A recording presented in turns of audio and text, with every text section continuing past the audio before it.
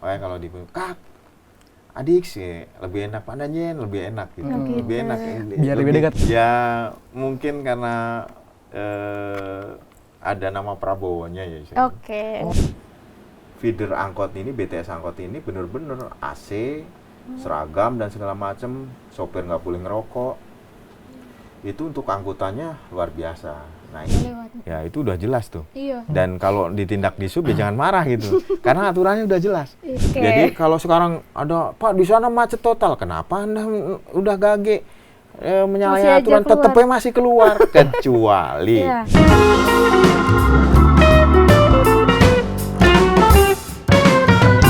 Bersama saya Vivi dan rekan saya Rizky Oxben. Lama banget nih kita nggak ngobrol kayak gini, sampai kangen nih sama gelas kosong nih. Ini ada airnya gak nih? Ada dong Ki Ada. kalau Oh, sekarang. iya, Oke, iya. nggak usah dibahas lama-lama ya Ki ya.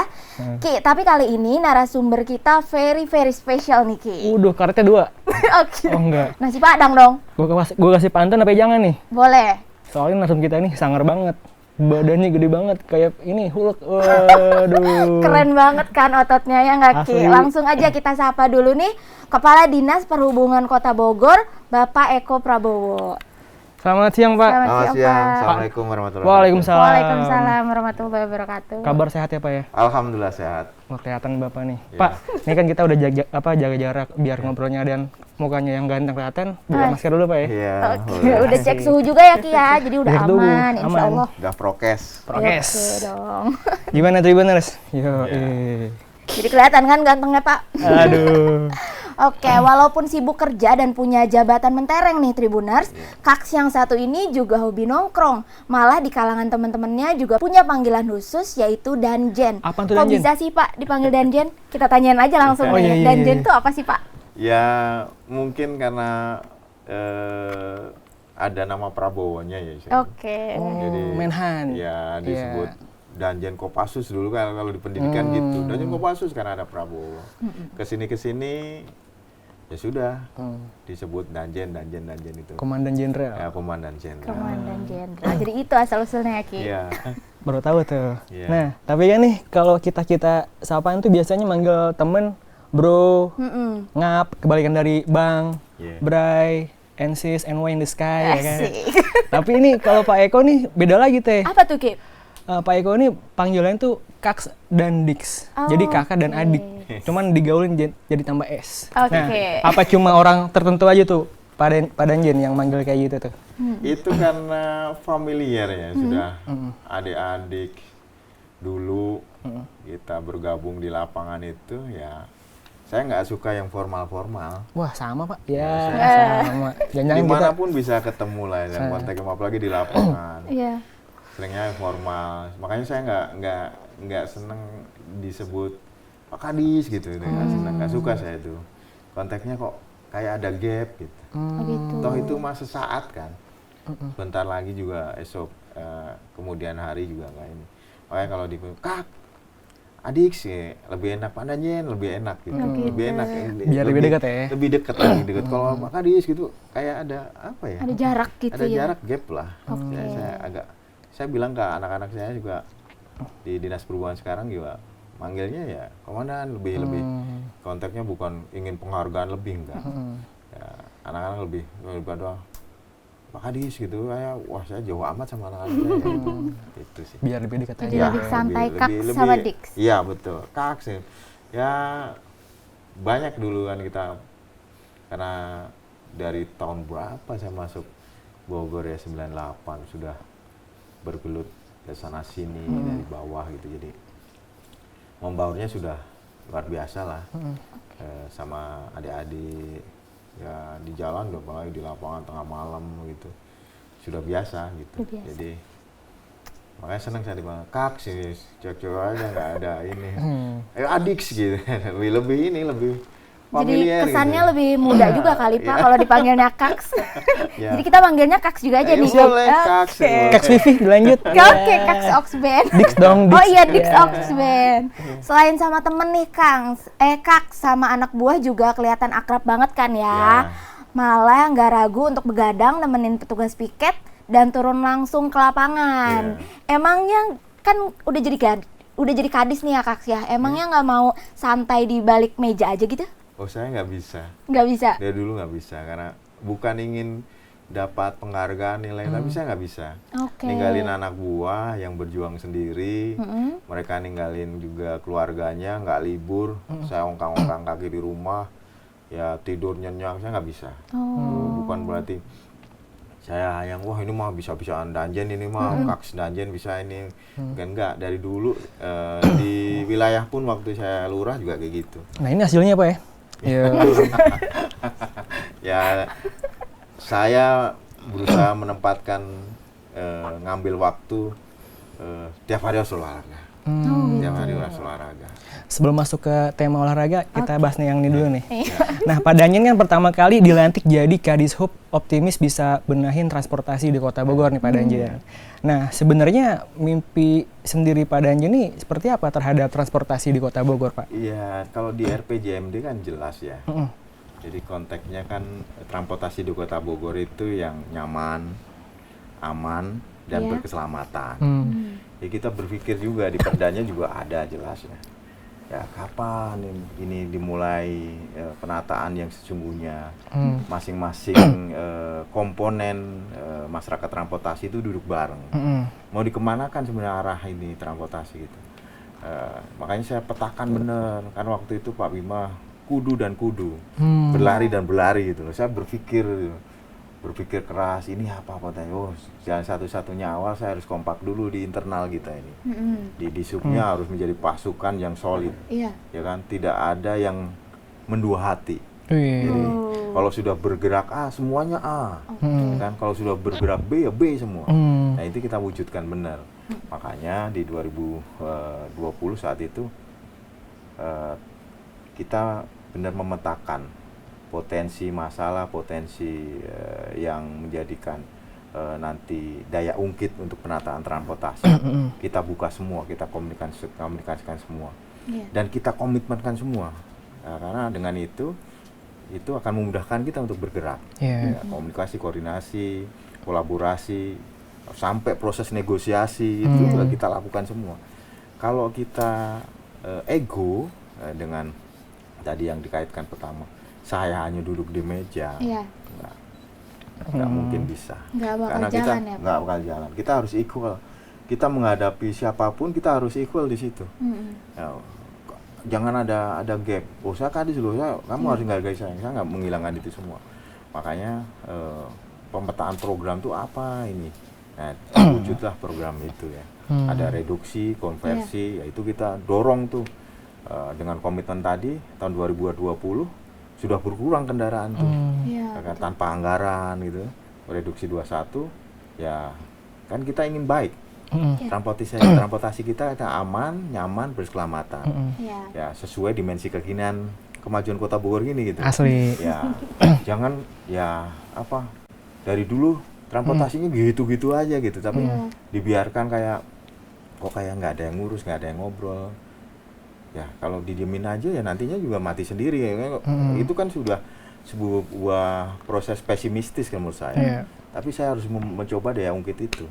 Dan alhamdulillah ya itu berhasil.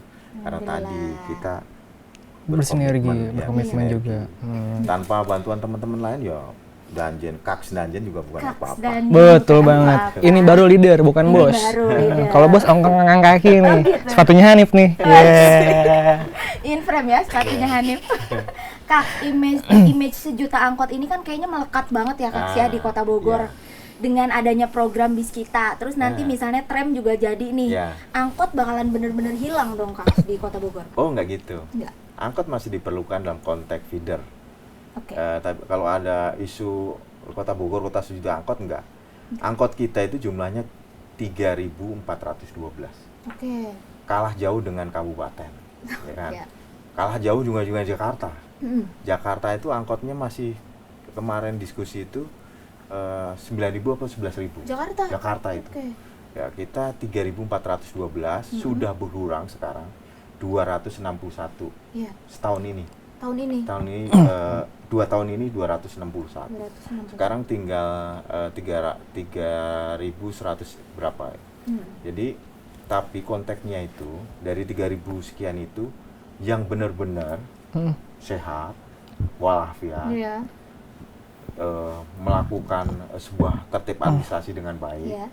itu hanya kurang lebih 25% sampai 30%. Cuma segitu. Ya. Oke. Jadi kondisi angkot kita sekarang ini ya kondisinya usianya tua, Udah tua. ya kan? Ya kondisinya SOP-nya tidak dijalankan secara baik, Iya. tertib administrasinya tidak dijalankan baik. Nah, nah ini yang harus kita PR-nya harus tata ini, ya kan? Harus ditata ini seperti ini. Nah, yang jalan paling sekitar 750 sampai 900 Sekarang ini. yang benar-benar sehat gitu. Oke. Yang benar-benar sehat. Di tengah ini ya 5 koridor utama ini kan sudah diisi bis walaupun masih Iya. ada. Dan ini ke depan bukan angkot hilang, tapi angkot itu menjadi sebuah feeder. Feeder itu pengumpan. Jadi kalau mereka akan masuk ke kota, nanti itu ditembus oleh bis tadi. Oke. Mereka cukup nanti village to village. Jadi kelurahan to kelurahan gitu. Jadi muternya di situ sebagai feeder. Masih diperlukan. Nah, makanya program kita tidak berhenti di bis kita aja. BTS itu tidak hanya berhenti di sebuah proses konversi 31 aja, tidak, tapi konversi nanti berlanjut ke feeder BTS angkot. Nah, BTS angkot itu sesuai dengan dimensi kekiniannya. Ya, angkotnya harus modern, harus bisa diatur gitu. Iya. SOP-nya juga harus ketat. Contoh, kita pernah belajar ke Solo itu sebelum wali kotanya Mas Gibran, Iya. kita sudah ke sana. Jadi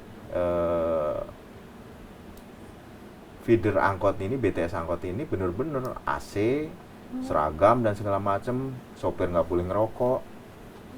Itu untuk angkutannya luar biasa. Nah ini Buat nyaman ya Pak? buat nyaman, semua buat nyaman karena kita punya konsep tadi transportasi yang aman, nyaman dan berkeselamatan, Iya. gitu kan. Jadi ngapain nggak aman, nggak nyaman, tidak selamat lagi kan?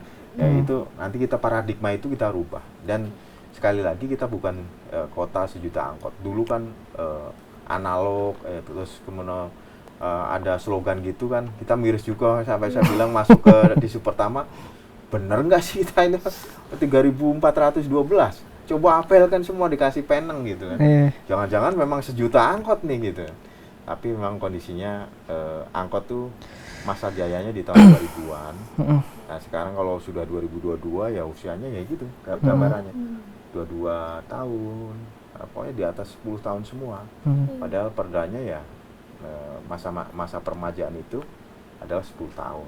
Nah ini yang kita coba komunikasikan dengan teman-teman masyarakat transportasi, ada Organda, ada Badan Hukum, kemudian KKU, KKSU, kita ajak ngobrol bareng. Jangan ya apa namanya alergi diajak ngobrol gitu ya. Saya mau Kadis, ada Kabit, ada Kasih, ada Sekdis, apa enggak. Kalau kita perlu istilahnya menghujam ke bawah ya turun langsung seperti yang mendampingi anak-anak, penyekatan segala macam kita lakukan. Karena kita sudah biasa sih pulang malam ya udah zaman di lurah kalau ada Pak Lurah ada tawuran Tarwaga jam 2 pagi juga berangkat gitu kan. Udah enggak berat langkah itu enggak gitu. Karena saya menghilami apa yang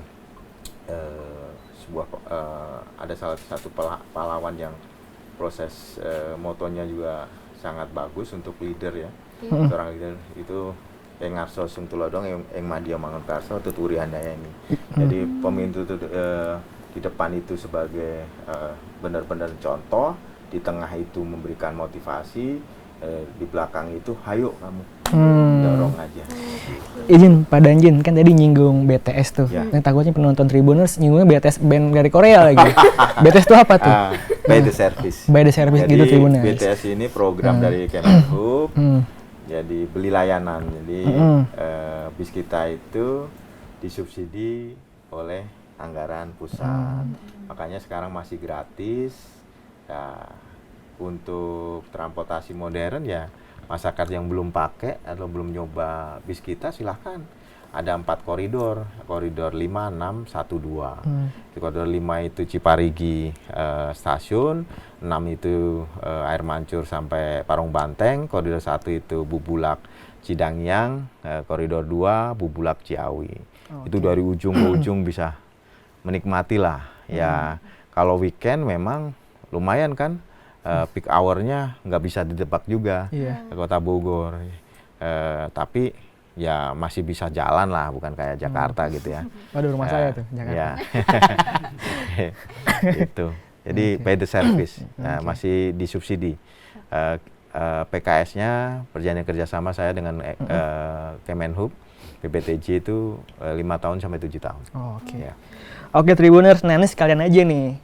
Teh Vivi. Oke, Ci. Nih Ogut mau konfirmasi soal aturan baru bebas truk muatan dan dimensi berlebih atau disebut zero odol yang beberapa waktu lalu sempat mendapat penolakan nih Pak dari sopir truk. Nah, kalau di Kota Bogor gimana sih Pak penerapannya? Apakah ada penolakan juga? Di Kota Bogor itu kalau pemetaan odol itu singkatan dari over dimensi overload. Ya kan? Itu di Undang-Undang 22 2009 tentang lalu lintas sudah ada. Sudah ada itu kan, makanya asaan aneh gitu. Usia undang-undangnya sudah hampir 13 tahun. Iya, SMP tuh. Ya. Pemilik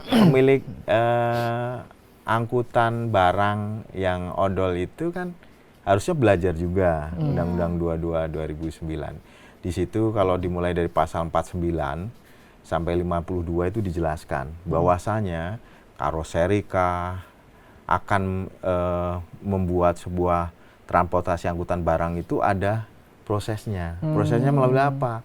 Uji tipe. Uji tipe di Kemenhub itu. Jadi ngangkut berapa kuat, berapa tonasenya, kemudian dimensinya berapa, ya kan?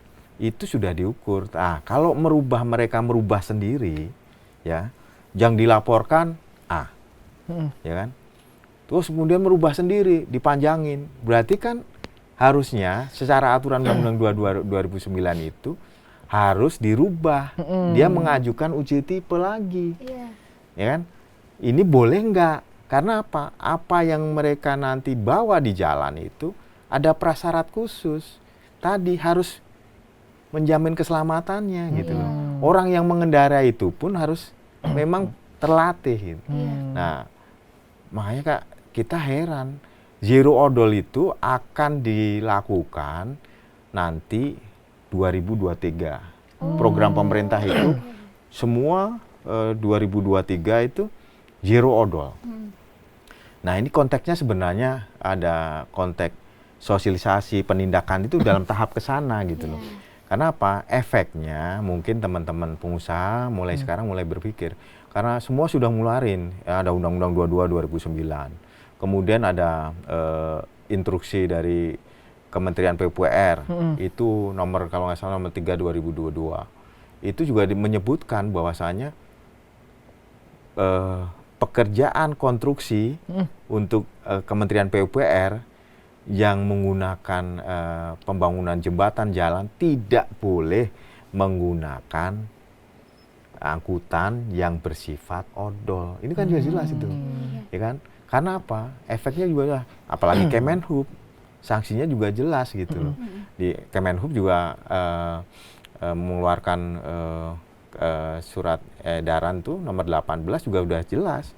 Di situ dicatat banget gitu siapa yang ngawasi, siapa yang ini bertindak. Tapi di atasnya kan udah ada Undang-Undang 22 2009, udah 13 tahun itu. Ini juga ya kalau menurut saya dengan adanya penolakan efeknya nggak mereka mungkin secara efisien kemudian nilai ekonomis ya dari ini loh, dari jasa angkutan itu yang pemilik angkutan barang ya kan? Dia bisa mengangkut sekali waktu gede banyak dong banyak. Tapi secara untuk berkeselamatan kemudian kerugian negara gede. Apa? Tadi banyak kan kejadian yang kemarin ya banyak di Bogor juga kemarin tahun 2021 truk pasir apa truk batu Laka ya, Pak? Di tanjakan Pamoyanan, ngebalik. Satu meninggal. Padahal rambunya sudah jelas tuh. Bagi yang dimensinya 8 itu, 8 ton ke atas, nggak boleh lewat di situ. Ya itu udah jelas tuh. Iya. Dan kalau ditindak di sub ya jangan marah gitu. Karena aturannya udah jelas. Dilindungi, perwalinya ada, undang-undangnya ada. Karena berdasarkan tipe jalan. Di surat edaran instruksi Menteri PUPR itu juga disebutkan boleh lewat tapi lihat klasifikasi jalannya. Oke. Tipe 1, tipe 2 udah banyak lah itu. Kalau enggak ya nggak mungkin. Nah ini ya silahkan kalau mau buat itu ya laporan. Itu kan diperbolehkan. Kalau memang itu ada perubahan, ada dimodifikasi, dirubah bentuk di ini, silahkan uji tipe kembali. Oke. Di undang-undang itu. Kalau negara dirugikan terus kan repot. Secara ekonomis dia mah hemat, ya kan harusnya 2 truk. Nah sekarang pengukurannya itu melebihi dan sebagainya kan ada jembatan timbang yang tetap, ada portable. Iya. Kalau saya jadi petugasnya sih, saya sampein, turunin kamu truknya semua. Gitu. Eta. Oke. Itu ya. Ada kesempatan kok. Iya, Itu Perasa kuliah ya, Pak? Kalau itu kan sampai 4 SKS nih. Iya. Pak, kalau untuk soal ganjil genap di Kota Bogor nih, Pak, Ya. efektivitasnya gimana sih, Pak, kalau untuk di Kota Bogor? Kita Kaks. itu ya. Jadi ganjil genap ini kan sebuah inisiasi dari Bapak Kapolresta ya. Kita punya daya dukung penuh lah. Karena diskresinya kan ada di Bapak Kapolresta dalam konteks pemimpin jajaran Polri wilayah di Kota Bogor. Kita support. Kalau kita nggak antisipasi dengan GAG, maksud GAG ini kan masyarakat dengan wise, dengan arif, bijaksana, menggunakan waktunya 1 hari untuk diam di rumah. Oke. Ya, jadi kalau ada yang mengatakan, Pak macetnya ini ya, kalau kita sudah terdoktrinasi, ya macet sih nggak apa-apa, memang tujuannya untuk itu, supaya Emang masyarakat udah biar betah di rumah gitu. Biar 1 macet hari. jadi males kemana-mana gitu ya, itu Kak, ya. tujuannya itu. Oke. Jadi kalau sekarang ada, Pak di sana macet total, kenapa Anda udah GAG menyalahi Masih aja aturan, keluar. tetep masih keluar, kecuali Iya. dengan kondisi tertentu, beli obat, berobat dan Oh, iya. sebagainya. Boleh, masih boleh. Tapi kalau memang nggak kemana-mana, ya sudah aja masak-masak di rumah segala macem gitu loh. Kalau tujuannya Ya, wisata. tujuannya nggak jelas mah janganlah. Oke. Nanti berakibat yang kemarin viral dan sebagainya gitu Iya. kan. Kita sudah antisipasi dengan GAG dipasang di pintu tol, di arus ke Bogor itu sudah orang misalnya, wah GAG mah bikin ribet lah, diputer-puter jalannya. Tujuannya memang gitu. Emang gitu. Sengaja biar muter-muter macet, jadi warganya juga males keluar. Males muter-muter terus nggak nyampe-nyampe pulang. Mending di rumah aja deh. Ya, gitu. Tujuannya itu. Oke. Ya. Nah, selain itu juga ada soal rencana penataan Simpang Ciawi. Ya. Dari dulu banget kan sebenarnya wacana ini udah ada ya, Pak? Ya. Nah, mau dibangun terminal lah, mau ditata lah, sekarang Ya. justru mau dibangun taman. Ya. Pelebaran jalan sama cerukan. Nah, Ya. cerukan tuh apa yo? Celukan. Cerukan ya. Ya. Wilayahnya kan kebagi 2 nih, Ya. Pak Danjen. Ya. Nah, peran Pemkot nantinya dalam penataan ini seperti apa nih? Ya, jadi memang kalau negara Ciawi di ujung timur sana kan dari dulu terkenal pemerintah kayak Saya orang Ciawi, Kak. Oh, orang Ciawi. Naik BTS atau By the service. Oke. iya, siap, turun siap. deh. Jadi kayak negara pemerintah nggak hadir. Sudah sangat lama sekali. Dan ini kalaupun kita sendiri-sendiri di sub menertibkan angkutannya, capek. Ya. Mau sampai 24 jam tuh ditungguin itu, capek. Belum kita adu renyom tuh sama orang-orang yang hidupnya memang di situ ya. Iya. Ya, kita harus bangun sistem di situ. Nah, kemarin kita sudah lama tadi tahun 2020 kita udah ke Jasa Marga, expose kapan nih penataan dilakukan oleh pemerintah pusat dalam hal ini Jasa Marga, PUPR. Kenapa akselerasi ini kita lakukan? Karena tipe jalan itu adalah jalan nasional. Iya. Kita nggak bisa mengintervensi. Tapi kalau kita ada program siap, administrasinya siap, kita coba jualan di pusat. Rencana kita ini kita sinkronkan. Ya kayak kemarin gitu. kita sudah punya DED di celukan belokan tekuk kiri yang mau jalur pacu itu. Karena Jasa Marga sudah mengambil keputusan nggak boleh ada kegiatan yang bersifat ekonomi maupun non ekonomi, maupun juga transportasi di sana, turun naik penumpang itu udah nggak boleh, karena akan dibuat seperti jalur pacu yang di depan terminal barang siang. Kan ada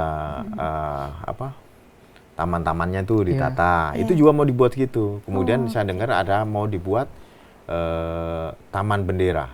Wih. Ya, konteksnya nanti adalah tujuan goalnya itu kalau nggak salah persiapan dalam menghadapi tamu G20. Karena mau ke Rancamaya tuh, G20 ya kan? Ada ke Rancamaya tuh. Kalau nggak ditata dari sekarang, waduh, bisa macet berapa kali itu kan? Nah, di itu situ dia, Pak. titiknya. Kemarin aja Puncak, waduh. Ya. Saya baca berita ada warga Jakarta ngabisin waktu liburan ke Puncak itu 14 jam di jalan. Bisa jadi. Hiburannya makan gorengan doang, Pak. Healing, yang penting healing. Sama kacang rebus ya. Iya bener lagi. Ya, jadi gitu. Nanti rencana sana kalau kita digolkan kan mau dibangun lagi dikaji nih. Apakah itu terminal, apakah terminal tipe A atau subterminal. Ya, yang kemarin laporan PUPR itu tadi tahun 2016 sudah ada DED-nya. Mau ada flyover dari arah Tajur tuh jembatan gitu. Itu setelah jembatan tol itu ke arah turunan pasar sana. Panjang ya, Pak ya. Jadi bisa langsung ke atas nggak ke bawah gitu kan. Itu memang dibutuhkan sebuah effort dana yang luar biasa juga karena itu tahun 2016 harga tanah juga belum begitu sekarang dimensi sekarang. Itu rencana jangka panjang. Rencana jangka panjang selanjutnya juga membangun terminal itu yang diusulkan antara kabupaten dan kota. Kemarin tapi Sekda kabupaten udah kota di sektor yang 1,6 atau 1,4 hektar. Cuma pas kita cek itu tanah Jasa Marga hanya berapa ribu gitu ya, nggak sampai 1 hektar. Harus membebaskan lahan di seputaran satu hamparan itu. Itu butuh juga ini. Kalau mengandalkan anggaran Pemda, saya yakin nggak kuat. Harus ada pola. Apakah itu sebuah bangunan campur-campur ya anggarannya. Jadi multi anggaran gitu, anggaran pusat daerah jadi satu untuk Pemkot ngerjain ini, Pemkat ngerjain ini, pusat ngerjain ini, provinsi ngerjain ya gitu. Mungkin juga. Dan jangka pendek itu memang sekarang taman, perbaikan simpang, ya kan, mulut simpang, kemudian ada pelebaran sedikit yang tidak perlu membebaskan lahan karena lahan itu milik PUPR. Itu yang kita kemarin rapatkan, kita cek, dan kemudian penataan traffic light-nya. Jadi supaya lebih rapi gimana. Kemudian bis-bis APTB ini yang GRC ya nanti akan ditempatkan lagi cari solusi. Jakarta Resident Connection ini mau ditaruh di mana untuk bangkitan penumpangnya itu bisa naik. Jangan di pinggir jalan gitu. Iya, cuma kan ini sebuah bangunan budaya sistem baru. Pari effortnya juga luar biasa keras gitu kan, karena udah belasan tahun ya kayak gitu Jawinya itu. Itu yang kemarin kita bahas di situ. Tadi kan sempat nyinggung juga tuh Pak, ada pembebasan lahan di flyover. Nah itu ada ini nggak sih Pak, tempat-tempat warga atau apa gitu? Apa kosong, tanah kosong? Tanah kosong sekarang nggak ada di situ. Lokasinya berarti ada rumah warga Pak situ? Rumah warga ada kena. Ada yang memang ada kemarin 7.000 meter yang untuk disewakan untuk bersih-bersih bus akap tuh cuci, ada 7.000 meter tapi mau dijual. Kalau mau ditaruh di situ sebagai subterminal sebagai solusi simtung sementara, kerjasama dengan pemilik lahan mungkin bisa ya. Semua dimasukkan bis APTB yang mau masuk ke Jakarta itu dimasukkan di situ toh nggak jauh, kurang lebih 50 meter kalau dari mulut simpang Ciawi ke arah Jakarta. Kemarin kita cek muatnya bis ya lumayan, ada 50-an lah. masuk bis itu. Masuk Wah, itu Ya, benar-benar tinggal diatur timer aja. Iya. Sama Pasti- butuh ini Pak, effort buat sosialisasi sama warganya tuh. Betul. Karena warga kebiasaan naik di pinggir situ kan. Betul. Kan warga kita mohon maaf ya. Makanya BTS ini kan bangun budaya baru, bangun sistem baru. Contoh mohon maaf warga masyarakat kalau saya salah ngomong, tapi ini memang kenyataan gitu ya.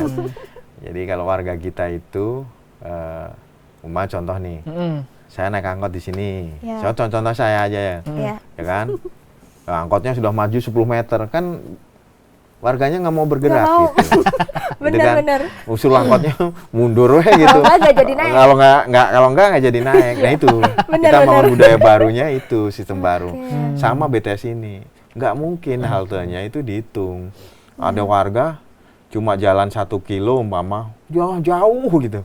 Itu sudah diprediksi kalau kemudian haltenya itu dibuat 10 meter, apa bedanya dengan angkot sama gitu. aja ya. Iya. Kita bangun budaya baru, budaya sehat. Ya kamu titik A, jalan sekilo, masa habis makan bakso kan kok bisa jalan. Sekalian bisa. bakar Iya, kalori. bakar kalori, bakar lemak Bakar gitu. kalori asal dimakan rumah Iya. Pak. Bakar rumah.